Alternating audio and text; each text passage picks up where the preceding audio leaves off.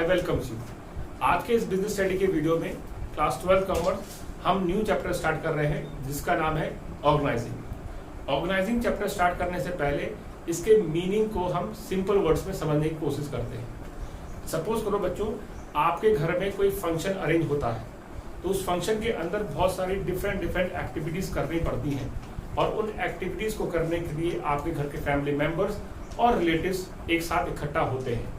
जब वो इकट्ठा होते हैं तब एक साथ डिफरेंट एक्टिविटीज को पूरा करते हैं। तो जब ये काम चल रहा होता है तो ये सारी चीज आपकी ऑर्गेनाइजिंग कहलाती है। इसी कंसेप्ट को ध्यान में रखते हुए हम अपने चैप्टर की शुरुआत करते हैं। तो सबसे पहले हम ऑर्गेनाइजिंग का मीनिंग पढ़ेंगे।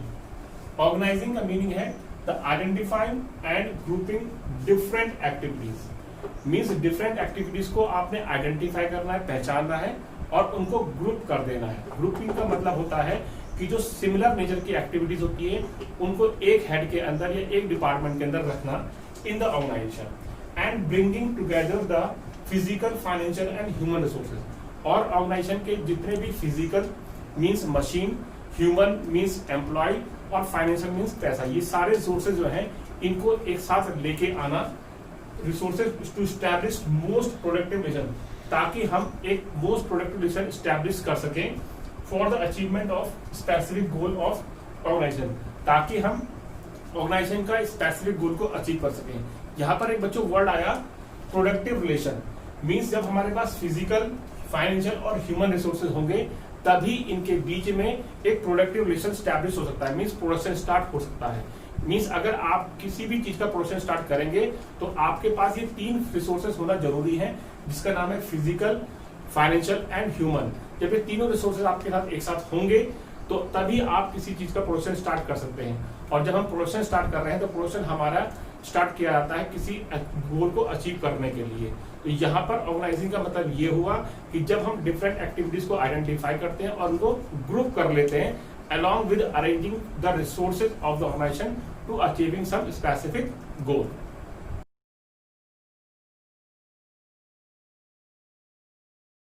Now come to the next topic बच्चों, organizing process. Organizing process के अंदर जो steps होते हैं वो 4 main steps होते हैं। तो start करते हैं आपका organizing process. The first step is identification and division of work. Organizing process के अंदर सबसे पहला काम यही होगा कि हम पहले आइडेंटिफिकेशन ऑफ एक्टिविटीज या आइडेंटिफिकेशन ऑफ वर्क करेंगे कि पहले हम वो एक्टिविटीज को फाइंड आउट करेंगे जो एक्टिविटीज हमें करनी है। उसके बाद हम डिवीजन ऑफ वर्क करते हैं, काम को बांट देते हैं। जो भी हमारा पूरा टास्क होता है उसको स्मॉल यूनिट्स में डिवाइड करके हम उसको डिवाइड करते हैं अमंग द एम्प्लॉयज। पूरा काम किसी एक एम्प्लॉयज को नहीं दिया जाता जिससे कि वर्कलोड एक ही एम्प्लॉयज पर ना पड़े। तो पहले स्टेप के अंदर हम work can be shared by all employees, सारे वर्क को हम सारे एम्प्लॉयज पे शेयर कर देते हैं, बांट देते हैं, जिससे कि हमारा नो डुप्लीकेशन ऑफ वर्क, हमारा डुप्लीकेशन ऑफ वर्क नहीं होगा। मींस हर एम्प्लॉयज को पता होगा कि उसको क्या काम मिला है और तो वो वही काम करेगा, जिससे हमारे डुप्लीकेशन ऑफ वर्क की जो पॉसिबिलिटी है वो बिल्कुल फिनिश हो जाएगी।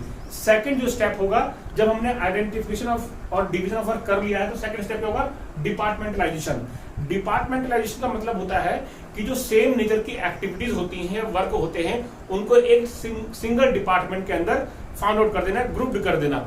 कि जब हम सिमिलर नेचर की एक्टिविटीज को एक पर्टिकुलर डिपार्टमेंट के अंदर ग्रुप कर देते हैं उसको कहते हैं डिपार्टमेंटलाइजेशन। और डिपार्टमेंटलाइजेशन दो तरीके से किया जाता है, पहला है फंक्शनल और दूसरा है डिविजनल डिपार्टमेंटलाइजेशन। अब फंक्शनल डिपार्टमेंटलाइजेशन होता क्या है? फंक्शनल डिपार्टमेंटलाइजेशन होता है जब हम एक्टिविटीज फंक्शन के बेसिस पर डिवाइड कर देते हैं। फंक्शन के बेसिस पर डिवाइड की जाती है एक्टिविटीज, तब हम उसको फंक्शनल डिपार्टमेंटलाइजेशन कहते हैं। जैसे कि हर ऑर्गेनाइजेशन में mainly production, finance, marketing, sales, ये सिमिलर फंक्शंस होते हैं। तो प्रोडक्शन डिपार्टमेंट के अंदर हम प्रोडक्शन से रिलेटेड एक्टिविटीज को ग्रुप करेंगे, फाइनेंस डिपार्टमेंट के अंदर हम फाइनेंस से रिलेटेड एक्टिविटीज को ग्रुप करेंगे और मार्केटिंग डिपार्टमेंट के अंदर marketing related group activities group करेंगे और सेल्स डिपार्टमेंट के अंदर सेल्स रिलेटेड एक्टिविटीज को ग्रुप किया जाता है। तो यहाँ पर हमने एक्टिविटीज फंक्शन के बेसिस पर ग्रुप की है, तो ये कहलाएगा आपका फंक्शनल डिपार्टमेंटलाइजेशन।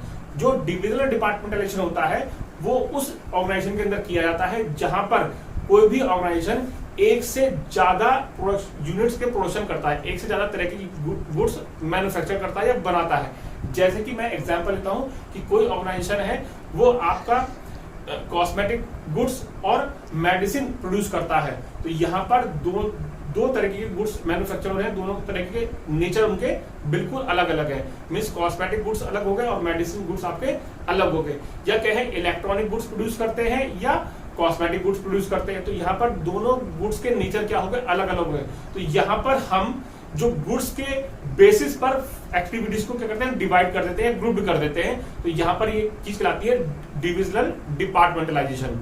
ओके बच्चों, थर्ड आपका आता है स्टेप असाइनमेंट ऑफ ड्यूटीज। जब हमने डिपार्टमेंट बना लिए हैं एक्टिविटीज के आधार पर या गुड्स के नेचर के आधार पर, तो तीसरा स्टेप होगा हमारा असाइनमेंट ऑफ ड्यूटीज। अब हम अपनी ड्यूटीज एम्प्लॉयज को डिवाइड करते हैं, निर्धारित करते हैं उनके स्किल्स के अकॉर्डिंग या उनके कैपेबिलिटीज के अकॉर्डिंग। जैसे ही जिस एम्प्लॉय की कैपेबिलिटीज होगी उसके अकॉर्डिंग उसको काम दिया जाएगा। अब हर काम को करने के लिए यहां पर हम एम्प्लॉयज को एक जॉब डिस्क्रिप्शन कार्ड देते हैं। जॉब डिस्क्रिप्शन कार्ड के अंदर उसके जॉब्स की सारी डिटेल्स लिखी होती हैं कि उसको जॉब के अंदर क्या क्या काम करने हैं। तो यहाँ पर हमने असाइनमेंट ड्यूटीज में क्या करा कि पहले हमने ड्यूटीज असाइन की according to the skills and capabilities of the employ, और उसके बाद उसको एक रिटन डॉक्यूमेंट दिया जिसके अंदर उसकी ड्यूटीज की डिटेल लिखी होंगी या जॉब्स के बारे में डिटेल्स लिखी होंगी कि इसको जॉब्स के अंदर क्या क्या करना है। लास्ट स्टेप आता है आपको बच्चों establish reporting relationship. Establish reporting relationship का मतलब होता है कि हर एक काम को करने के लिए हर एक एम्प्लॉयज को कुछ अथॉरिटीज भी चाहिए होती हैं। मींस अगर आपके पास रेस्पॉन्सिबिलिटी दी गई है कोई टास्क पूरा करने के लिए, तो उस रेस्पॉन्सिबिलिटी को फुलफिल करने के लिए आपके पास कुछ अथॉरिटीज भी होनी चाहिए। और जब अथॉरिटीज असाइन की जाती है तब एक रिलेशनशिप स्टैब्लिश किया जाता है जिसका नाम होता है superior subordinate relationship. Superior subordinate relationship के अंदर होता है कि सुपीरियर्स के पास ज्यादा अथॉरिटी होती है और सबऑर्डिनेट के पास कम अथॉरिटीज होती हैं। इसका मतलब जो सबऑर्डिनेट है वो अपने सुपीरियर को रिपोर्ट करेगा कि जब वो अपना काम पूरा कर लेगा और ये काम के बारे में कोई प्रॉब्लम या कुछ जानकारी लेनी है तो अपने इमीडिएट सुपीरियर से वो रिपोर्ट करता है।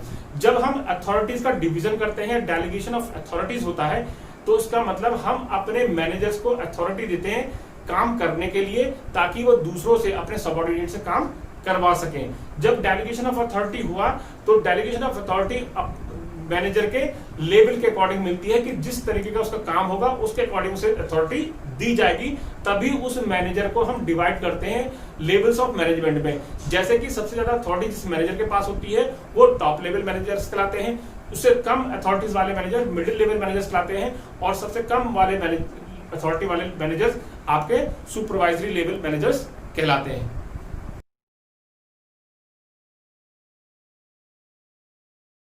Come to the next topic, importance of organizing। हमारे ऑर्गेनाइजेशन के लिए या बिजनेस के लिए ऑर्गेनाइजिंग क्यों जरूरी है, ये इस टॉपिक के अंदर पढ़ना है। तो पहला जो इंपॉर्टेंस है उसका नाम है बेनिफिट्स इन स्पेशलाइजेशन। स्पेशलाइजेशन का मतलब होता है कि आप किसी काम को करने में स्पेशलिस्ट विशेषज्ञ बन जाते हैं। तो ऑर्गेनाइजिंग के अंदर जो पहला स्टेप था आइडेंटिफिकेशन और डिवीजन ऑफ वर्क, उसके अंदर हम एम्प्लॉयज को काम डिवाइड करते हैं या बांटते हैं according to their capabilities and skills. जब एम्प्लॉय उस काम को बार बार करता है तो उस काम के अंदर वो अपने को स्पेशलिस्ट बना लेता है जब वो उसको काम को रिपीट करता रहता है बार बार। सेकंड इसका इंपॉर्टेंस है clarity in working relationship. Clarity in working relationship का मतलब होता है कि आपको या आप एम्प्लॉय हैं तो आपको मालूम है कि आपको काम कौन देगा और आप किसको रिपोर्ट करेंगे। जब हम ऑर्गेनाइजिंग प्रोसेस के अंदर अथॉरिटी को डिसाइड करते हैं, असाइन करते हैं, तो हम सुपीरियर और सबऑर्डिनेट रिलेशनशिप स्टैब्लिश कर लेते हैं। तो यहाँ पर हर एक सबऑर्डिनेट को ये क्लैरिटी होती है कि उसको वर्क देने वाला कौन है, या उसको ऑर्डर कौन देगा या ऑर्डर कौन किससे रिसीव करेगा, और वो वर्क कंप्लीट करने के बाद किस आदमी को या किस एम्प्लॉय को रिपोर्ट करेंगे। थर्ड आता है आपका optimum utilization of resources. Optimum utilization of resources का मतलब होता है कि जितने भी हमारे ह्यूमन बीइंग या एम्प्लॉय है या ह्यूमन रिसोर्सेज है, हम उसको बेहतर से बेहतर इस्तेमाल कर सकें। जब हम यहाँ पर डिवीजन ऑफ वर्क काम बांट देते हैं तो वहां पर लेस चांसेस होते हैं डुप्लीकेशन ऑफ वर्क के। जब काम का डुप्लीकेशन नहीं होता, मींस एक काम बार बार रिपीट नहीं होता है, तो हम वहां पर अपने ह्यूमन रिसोर्सेज का बेस्ट यूटिलाइजेशन करते हैं। सपोज कीजिए बच्चों, अगर एक काम है, कोई वर्क है, उसको 3 एम्प्लॉय एक साथ कर दें तो वहां पर क्या होगा, डुप्लीकेशन ऑफ वर्क होगा। मींस एक काम को हर एक एम्प्लॉय ने रिपीट कर दिया, जबकि हमने काम अलग अलग दिया होता तो वो काम सारे एम्प्लॉय अपने अकॉर्डिंग करते। तो जब डुप्लीकेशन ऑफ वर्क हो गया तो यहाँ पर वेस्टेज ऑफ रिसोर्सेज हुआ, टाइम और एनर्जी का। तो जब हम काम को डिवाइड कर देते हैं, अच्छी तरीके से काम को असाइन कर देते हैं, तो वहां पर डुप्लीकेशन ऑफ वर्क नहीं होता है, जिससे कि हम अपने ह्यूमन रिसोर्सेज का अच्छे से अच्छा बेटर इस्तेमाल करते हैं। नेक्स्ट आपका है adoption to change. Adoption to change का मतलब परिवर्तन को अपनाना या परिवर्तन के साथ निभाना। जब बिजनेस एनवायरनमेंट के अंदर कोई चेंजेस आते हैं, तो ऑर्गेनाइजिंग प्रोसेस के अंदर हमने जब डिपार्टमेंटेशन प्रोसेस पढ़ा था कि हम हर एक एक्टिविटीज को या सिमिलर एक्टिविटीज को एक पर्टिकुलर डिपार्टमेंट के अंदर ग्रुप कर देते हैं। तो जब हमारे पास डिफरेंट डिपार्टमेंट होंगे, तो जैसे ही बिजनेस एनवायरनमेंट के अंदर कोई चेंज आएगा, तो हम उस चेंज को कंसर्न डिपार्टमेंट के अंदर ही यूटिलाइज करेंगे या इंप्लीमेंट करेंगे। हमें सारे डिपार्टमेंट को इफेक्ट करने की जरूरत नहीं पड़ेगी। तो यहाँ पर हम आसानी से जो बिजनेस एनवायरनमेंट के अंदर चेंज आया है उसको अडॉप्ट कर सकते हैं। The last one is development of personal. Development of personal का मतलब होता है बच्चों कि कोई भी एम्प्लॉय या कोई भी मैनेजर जब अपने स्किल्स को डेवलप कर लेता है हाईली स्किल्स पर, जब हम अथॉरिटीज के अंदर अपनी पावर्स किसी सबऑर्डिनेट्स को असाइन करते हैं, क्या कुछ ड्यूटीज या डिसीजन मेकिंग पावर किसी सबऑर्डिनेट को असाइन करते हैं, तो हम अपने आप को थोड़ा फ्री कर लेते हैं न्यू इनोवेटिव आइडियाज सोचने के लिए। क्योंकि अगर किसी मैनेजर को नए आइडियाज रिसर्च करने हैं या नए आइडियाज के बारे में सोचना है, तो उसको थोड़ा टाइम चाहिए होता है। तो यहाँ पर मैनेजर क्या करता है कि डेलीगेशन ऑफ अथॉरिटी कंसेप्ट के आधार पर कुछ अथॉरिटीज अपने सबऑर्डिनेट को डेलीगेट करता है, जिससे उसको थोड़ा फ्री टाइम मिलता है और उस फ्री टाइम के अंदर वो अपने न्यू आइडियाज के बारे में टाइम निकालता है और उनके बारे में सोचता है। तो ये आपकी इंपॉर्टेंस कंप्लीट हुई।